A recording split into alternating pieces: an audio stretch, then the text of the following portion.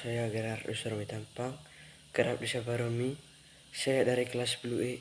Di sini saya akan menjelaskan materi sistem pertahanan negara, terutama pertahanan bidang ekonomi, kesehatan, dan pendidikan. Carilah contoh ancaman nyata bagi negara Indonesia dalam bidang tersebut, dan bagaimana cara mengatasi ancaman itu, cara pemerintah dan cara masyarakat. Yang pertama, bidang ekonomi.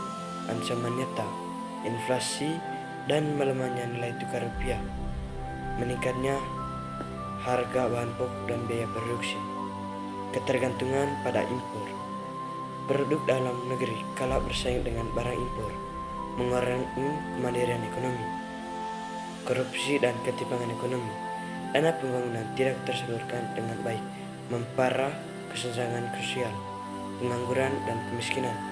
Angka pengangguran tertinggi berdampak pada tingkat kemiskinan dan kriminalitas.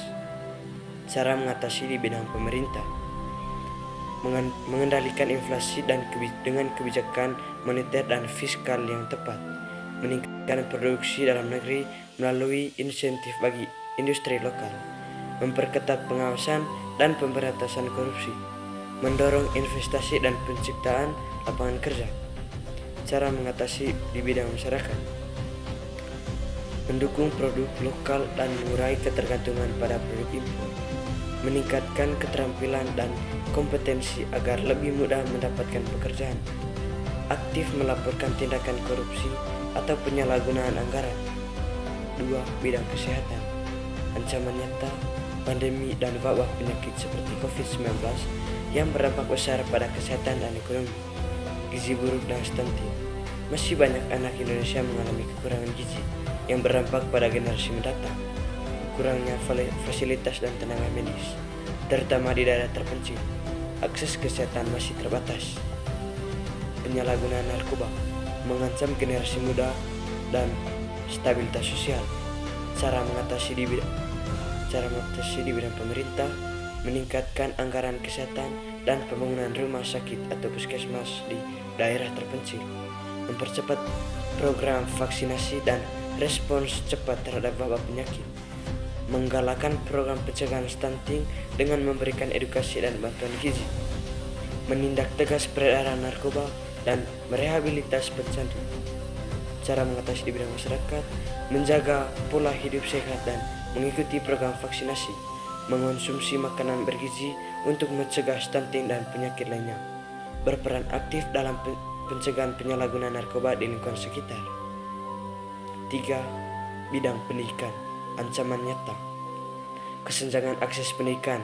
Masih banyak anak di daerah terpencil yang kesulitan mengakses pendidikan berkualitas. Kualitas guru dan kurikulum: sebagian tenaga pengajar belum memiliki kompetensi yang memadai. Dampak digitalisasi dan disinformasi: banyak pelajar terpapar informasi hoaks dan pengaruh negatif internet. Tingginya angka putus sekolah karena faktor ekonomi, banyak anak terpaksa bekerja daripada bersekolah.